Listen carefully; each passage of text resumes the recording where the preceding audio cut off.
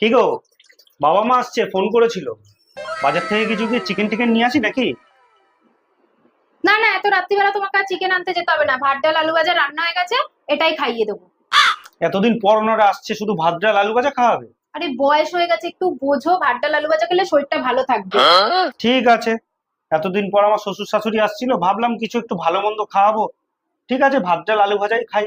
কি আছে? আমার বাবা মা আসছে বলবে তো এতক্ষণ ধরে, তাহলে একটু মাটন নিয়ে আসো। মাটন কষা আর পোলাও বানাই। এত রাত হয়ে গেছে, তুমি মাটন কষার পোলাও খাওয়াবে এই গরমে? ভাত ডাল আলু ভাজাই করো। তাহলে একটু চিকেন এনে দাও, চিকেন আর ভাত করি। এই বয়সে এখন রাত্রিবেলা চিকেন খাওয়াটা ঠিক না, তুমি ভাত ডাল আর আলু ভাজাই করো। তাহলে একটু মাছ এনে দাও, একটু মাছের ঝোল আর ভাত করি। না, প্লেন ভাত ডাল আর আলু ভাজা, কোনো রিচ নেই। তাহলে একটু ডিম কষা তো করি। না না, একদম না, ভাত ডাল আলু ভাজাই করো। তো ভাল লাগে না ভাত ডাল আলু ভাজা।